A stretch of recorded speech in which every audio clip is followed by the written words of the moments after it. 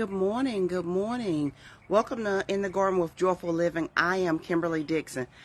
It is so great to see the sun out and shining this morning. We've been getting rainfall every day this week, and we're expecting more rain later today. But for now, the sun is out, so we're excited and happy to see that. So while we wait for a few people to join us, let's go ahead and give you a look at the garden this morning. So here are the tomato plants. They are looking healthy for the most part. There's a little bit of blight, but I'm going to take care of that today. We can see the abundance of all the tomatoes. Well, can't see it from this angle, but let's see. All of the tomatoes that are growing beautifully on this plant. I'm really excited about this tomato plant. This is the orange striped tomato, and as you can see, we've got a couple on it that are already nice size. They have a little bit more growing to do, but they are progressing nicely. This is the Jasper cherry tomato. And as you can see, it's got less tomatoes on it than it did last week. Last week, there were several clusters that were ripened, but as you can see, I've been picking it. So I eat a salad almost every day at lunchtime, so I've been using my ripe tomatoes in it. My indigo cherry tomatoes, and you can see the basil that's there, and lettuce is growing. Cucumber, and as you can see, the leaves are wet this morning from all the rain that we've been getting. I don't think I have anything on here. Yeah, I do, right there. There's one growing, and here's one growing. So they're coming along nicely. Yarrow didn't want to stand up. The Muncher cucumber is doing very well. Look how much this eggplant has grown just over the course of the last week. It has been getting down. And as you can see there, that very first flower now has an eggplant on it. And we've got lots of other flowers. So in just about another week or so, we're going to have multiple eggplants growing. And that's what I can see, but I'm sure there are more than that. This is the potato plant. I showed you last week it was beginning to die back. Well, this is what a potato plant does when it's almost ready. Good morning, Vanessa. I'm hoping all the rain we're getting this week does not rot my potatoes before I can harvest them. But typically, when you're going to harvest your potatoes, you stop watering it for about a week or two. And then because it lets the skins toughen up. And then you harvest it. But guess what? It's been getting water every day because it's outside and it's in nature. So we're hoping for a good result. This is the ginger plant that I thought had died. It has now has some sprouts on it. And, you know, ginger is very good for our health, and it's very tasty. Just a flower that I forgot the name of to invite pollinators. My morning glory. Look at that beautiful flower. And as you can see in my Three Sisters plot, my sunflowers opened this morning. So we're glad to see that. I love sunflowers. It's one of my favorite flowers. This is my red bell pepper. Looking beautiful. Everything out here is so wet. Do you see all of that water from just this week? The sweet yellow banana peppers. Jalapeno peppers. I wanted to make some stuffed jalapenos this weekend, but those need just a little bit more time, but they're almost ready. They're almost there. This is my yellow bell pepper. Look at that giant pepper. And you can see other ones back there. My lemon balm, strawberry mint that is flowered. That's okay though. When stuff starts going to seed, I just let it, unless it's something that I'm eating off of, then I'll cut the stalk back so that it doesn't flower, because most of the time when it flowers, it changes the taste just a little bit. But that's the strawberry mint. kale that's getting eaten up. But when it's raining like this, the smell of vegetables become greater. Not so much to us, but to insects and things. So sometimes you have an issue with more pests when it's been raining. That's my sweet mint. My other container of potatoes doing what it's supposed to do. It's in perfect condition. Collard greens. And my strawberry. This is an everberry. Good morning, Judy. Good morning, Mary.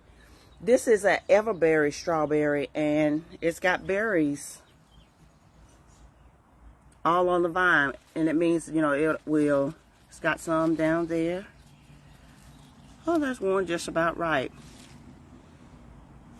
More flowers. That's my spinach that's gone to seed. And although it doesn't look that great, it's doing just fine. Because we're not going to put anything back in that container until the fall. But we got a few people watching, so we're going to go ahead and get started. So this week, and today too, we have been getting good morning, Diane, torrential rains.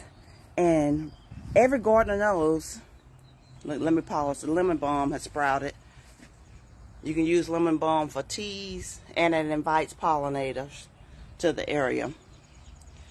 But rain is so beneficial. But we hear the old people say, sometimes you can have too much of a good thing. But for gardeners, especially, remember I'm talking about container gardening, rain has its huge benefits, but it also has some drawbacks.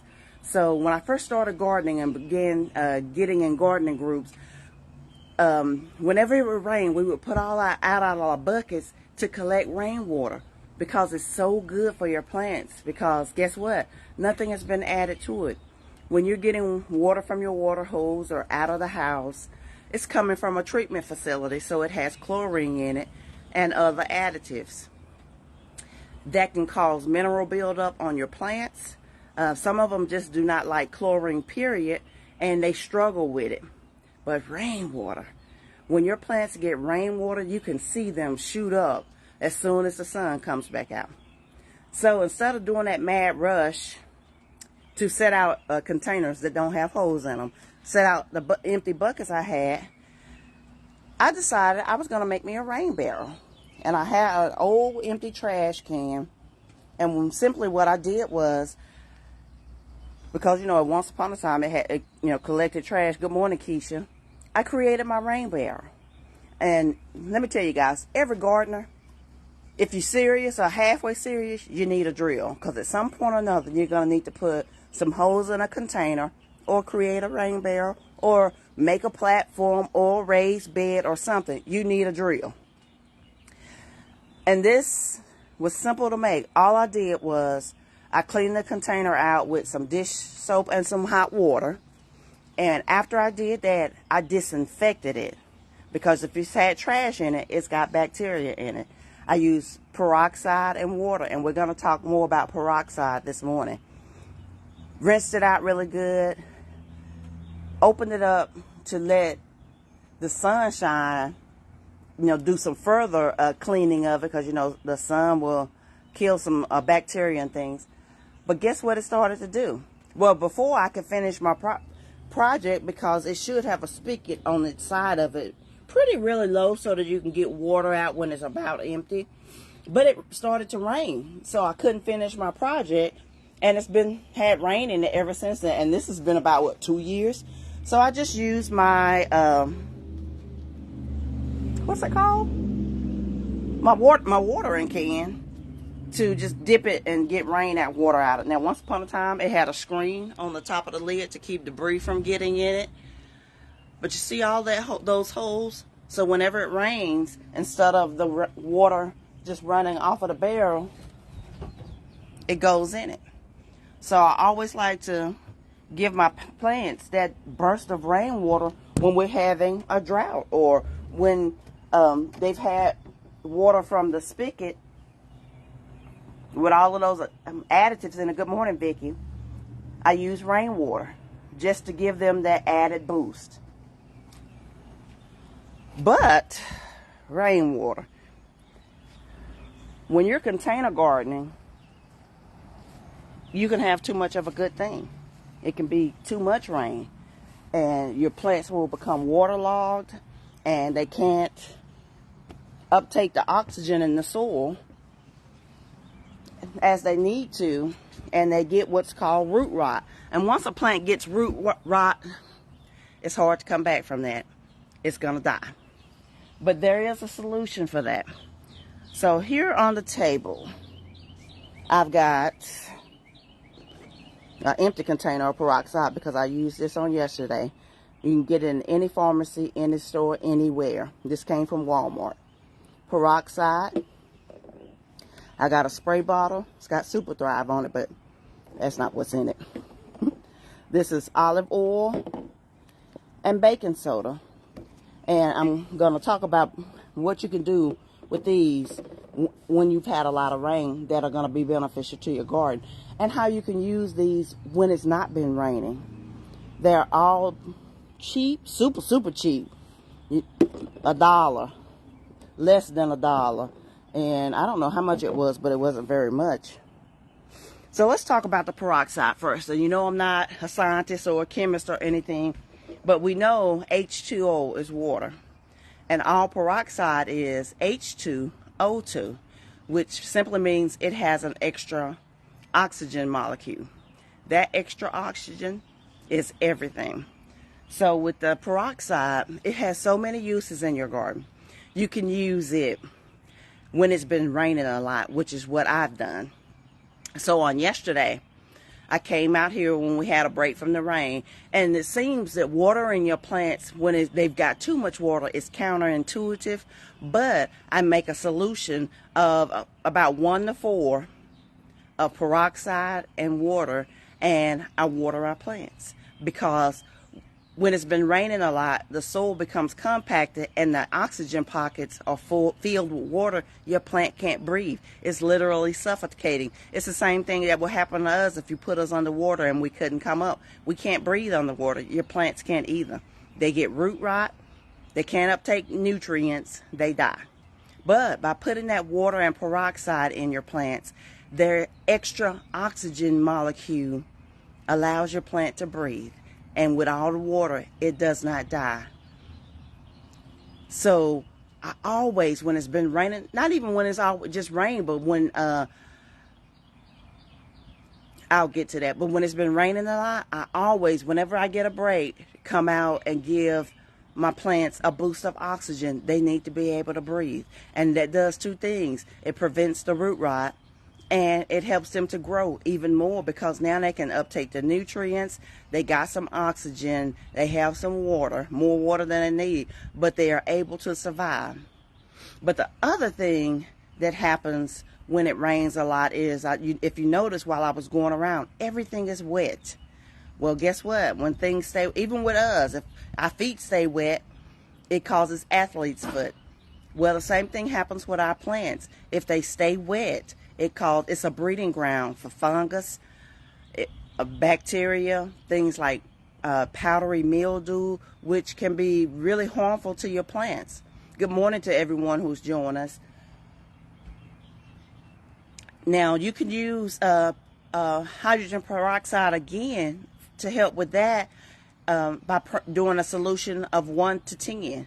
And what I mean by that is you do 1 part peroxide, 10 parts water, and spray it on your leaves, because plants do respiration through their leaves as well. It gives them a boost. But here's the added benefit of hydrogen peroxide and water for your plant. It's a natural pest control. Aphids and white flies, spider mites, they hate it. So you can apply it as a natural pesticide as well. So you've got the benefits of it adding oxygen and preventing root rot. You can use it as a foliar spray, and you can use it as a foliar spray on your indoor plants too.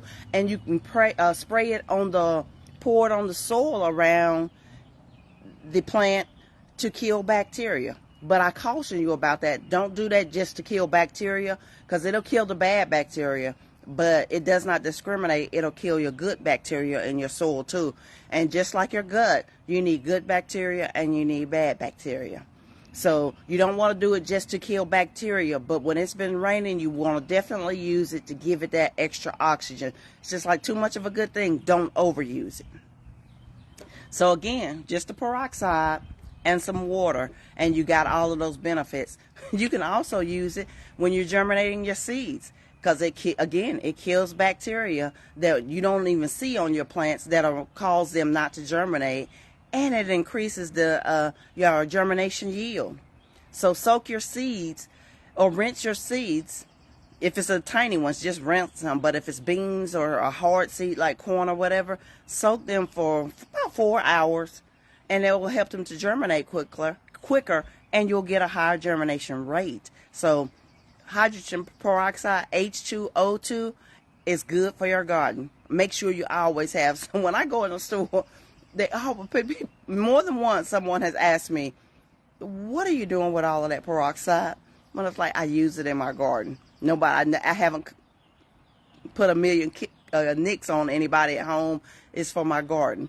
But you can pick it up anywhere. So I always have some peroxide on hand, just so that when it rains for days on end, that you can save your garden. Because it's not, well, you can get root rot in the ground too, but I'm talking specifically to containers, because even if it has holes in the bottom of it, if it's raining really hard, it's raining quicker than your plant. The pot can empty it out, and the plants will become waterlogged, and that's trouble. It will kill them. So that's how you use the peroxide and water. The other thing that I have here is baking soda. You can get it, I don't even know where I got this from, but you can get it anywhere. It costs less than $1. And I forgot to bring my dish soap out, but you want to have baking soda, dish soap, preferably Dawn or some other kind of soap that's not antibacterial, because that's a chemical. It might be antibacterial for our hands, but you don't want to necessarily put that on your plants because you don't know what it is. So I use Dawn, the one that has the little duck on it, excuse me, and make a solution with a drop of olive oil or any kind of oil. You can actually use any kind of oil, a little bit of baking soda and water, and put it in a spray bottle. Now that will kill powdery mildew in no time flat. I used it on my cucumbers earlier this year when they had powdery mildew. I used it on my tomatoes just as a preventative, because they sit close to the cucumbers, and disease, just like in us, it spreads. So if a plant has a disease and is sitting beside a healthy plant, I always do a preventative treatment on the plant it's next to, so that the disease doesn't spread. But that solution of the baking soda, the dish soap, and the olive oil mixed with water kills powdery mildew in an instant. So once it dries out here, I won't do it now. And you also don't want to do it when the sun is fully out, because even with the peroxide, you want to use it in the cool of the day, or when the plant is not in direct sunlight, because it'll burn the leaves. The baking soda will burn the leaves. But if you use it in the cool of the day, it will kill your powdery mildew. It will kill other funguses and help your plants survive this onslaught of rain that just won't stop. It's supposed to rain today, but I'm thankful this morning that we are getting some sunshine, so things will dry up a little bit out here. And as I already said, I gave my plants the peroxide and water solution on yesterday, and I probably would do it again on tomorrow. So you want to use your peroxide and your baking soda. Now, baking soda, it's also good if you have a problem with slugs and snails in your garden. You can coat your brassicas, that will be your kale, your cauliflower, your broccoli, collard greens, Brussels sprouts. All of those belong to the brassica family. You can mix up baking soda with flour and put it on your leaves, and it will kill the caterpillars. And it seems to be pretty effective against the larvae as well. So that's a win-win. So You have all of these things in your kitchen probably right now. You don't have to go out and buy a pesticide from a big box store that is going to kill everything in your garden. And it might work, it might not. But you got these ingredients in your cabinet that can do things for you just as easily and for much less money. So mix, if you have issues with slugs and, what did I just say? What they call snails, slugs and snails, use a combination of baking soda and flour. I don't have any issues with slugs and snails,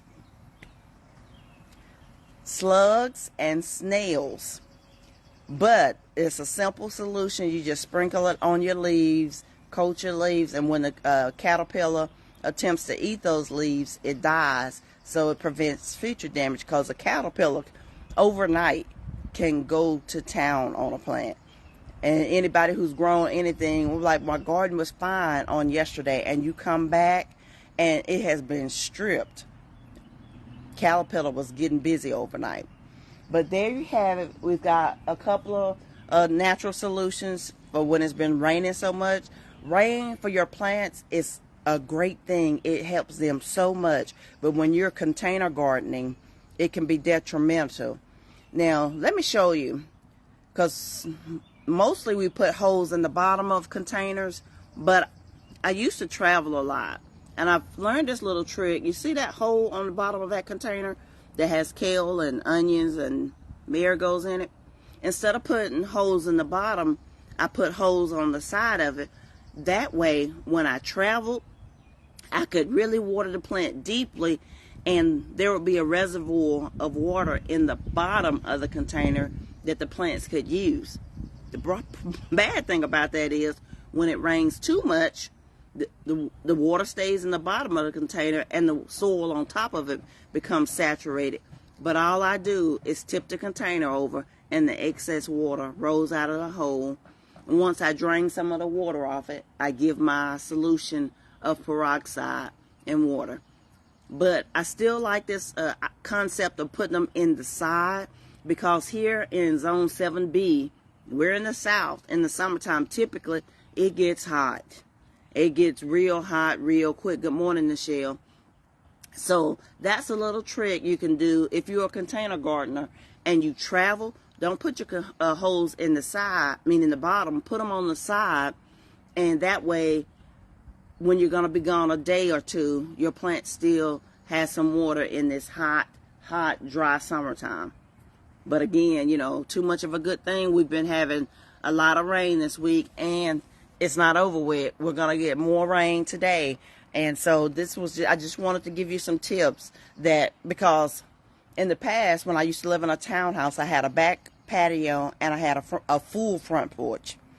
And if we were going to have a lot of rain, I would simply move. That's the great thing about container gardening. You can move your containers. I would move my containers from the back porch, the back patio, to the front porch so they wouldn't get the rain. Well, I've got a front porch now, but it's just a little stoop. You really can't put anything out there, and it's so small, it gets drenched too, so there's no point in me moving all this stuff. But those solutions I gave you this morning will help save your garden. So when you garden, you become attached to your plants. You see how they produce, how they're feeding you, how they're feeding your family, how they're allowing you to connect with nature, how they're allowing you to connect with God in the garden. There's a reason we have gardening. There's a reason God put Adam and Eve in a garden. But there's so many benefits to it that you become attached to these plants. And when you see them dying, it can be disheartening. But they don't have to die when it's been too much rain. They don't have to die when they have a fungus or some type of disease. There are things that you can do to it that will combat that. Now, granted, you're not going to save every plant. I wish I could tell you now. I do have a green thumb, but I wish I could tell you the number of things that I have planted that have died. Sometimes you can do everything that you know to do, and sometimes they will still die. It's just like when a loved one is sick. Sometimes the doctors can do everything they know how to do, and at a certain point, You just have to leave it up. Well, you should. It's always in God's hands, but you have to be at peace with letting it go or letting them go. So I had a calla lily in the house that the praying CEOs gave me when my father passed away in 2020. She looked beautiful for a couple of years, but last year she started to die. And I noticed it right away, so I started doing everything I knew how to do, but it continued to just steadily die. And I was like, and finally one day I just looked at it, I was like, okay, that flower is not my daddy. I wanted to live, but I'm okay with letting it go, because before that, I was heartbroken. I was like, no, my plant cannot die. But I had to make peace with it. So when it continued to die, I finally just pulled it up. And I still have those memories of my daddy. I still have all the good times. I still have his love. I just don't have the flower anymore. Had to let go of it because it was causing me distress. More distress than it should have. So we're going to lose plants. Make peace with it. Plant another one and move on. I was telling Kimberly yesterday, I did a gardening consult. I do the gardening consult, so if you need my help, I'll come over. There is a small fee for that, though. But I did a gardening consult with Kimberly, which is the head of the praying CEOs, who is where that flower came from. But she thought they had a disaster on their hands. But in little or no time, with us working together, we had cleaned the area up, and now they're ready to plant flowers and some vegetables. But guys, that has been this episode of In the Garden with Joyful Living. The rain, and more rain. Rain is wonderful. It quenches the thirst of the earth, and we need rain. That's where our water comes from. We need to build up the reservoirs and the lakes and the rivers, and because don't have some rain for a little while, and you'll see what happens. Everything will start to die. We'll be put under restrictions. So we need the rain. And the rain is good for your garden, but too much of it can have a detrimental effect. But it doesn't have to. Use the techniques that I have told you about this morning and let me know how it works. Use your peroxide and water today while we've got a break in the rain, and tell me what your plants do on next week. Because between the rain and that extra oxygen molecule, they're going to shoot up. And they're going to pump out more fruits and vegetables. Because here's the other thing. Now, if you see your tomatoes are splitting, that's a result of too much rain. And that's true of whether it's in the container or in the garden. Because what happens is the plant is trying to take up more water than the skin that the tomato is large enough for, so the skin bursts.